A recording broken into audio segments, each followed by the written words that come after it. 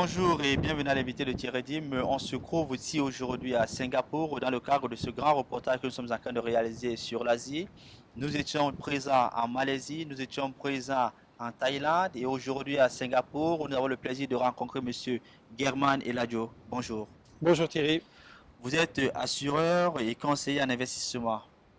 Par contre, vous avez une méthode assez particulière, c'est-à-dire vous testez d'abord vos produits avant de les proposer à vos clients. Et pourquoi?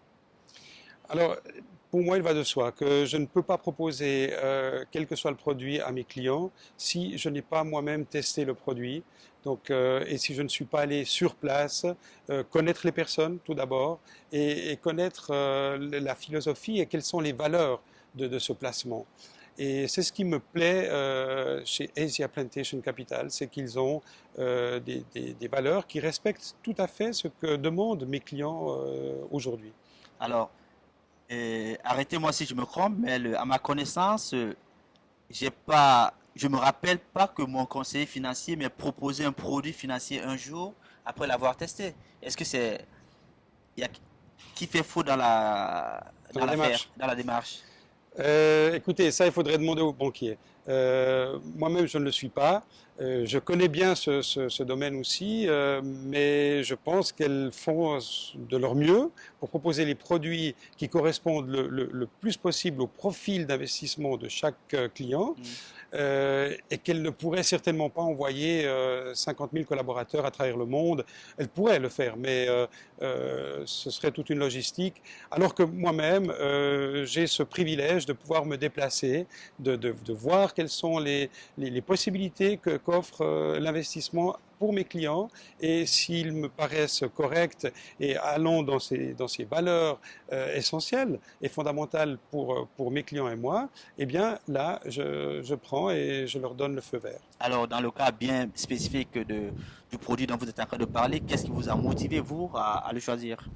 Alors c'est précisément ce côté socialement responsable, c'est cet investissement durable. Ils font du bien pour la planète en plantant des arbres évidemment, mais en donnant du travail à toute une population locale et accompagnée bien sûr de plein de bonnes choses telles que la scolarité pour les enfants, des programmes pour la région qui sont très profitables et qui bien sûr profiteront également à nos investisseurs. Alors, il faut quand même noter qu'il y a quand même quelque chose d'assez remarquable dans ce que vous êtes en train de dire, c'est-à-dire on essaie déjà maintenant de relier le nord et le sud à travers des produits financiers qui vont quand même pouvoir être utiles d'abord aux investisseurs, mais également aux locaux. Absolument, absolument. Et j'espère qu'on puisse continuer sur cette voie parce que ces produits, ces régions, excusez-moi, ont besoin de nos investisseurs et nous pouvons contribuer aussi au bien-être de ces régions en investissant notre argent autrement que de la manière traditionnelle qu'on l'a fait jusqu'à présent. Alors, permettez-moi quand même de vous poser cette question parce que je la pose toujours et elle revient toujours et je n'ai toujours pas reçu la réponse. Pourquoi, si l'investissement durable a autant de coûts, pourquoi elle a de la peine à démarrer? J'aimerais bien comprendre pourquoi. Je pense simplement que c'est une question de méconnaissance des clients. Ils n'ont pas encore pour habitude d'aller explorer des régions qui ne leur sont pas connues, Mm. et aussi pour une question d'information.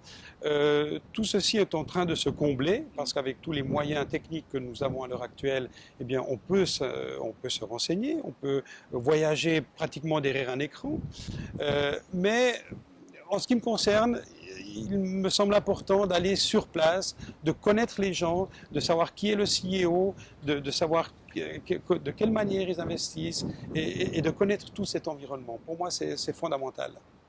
Si on prend par exemple le cas spécifique, comment est-ce que vous avez fait pour découvrir ce produit? C'est-à-dire?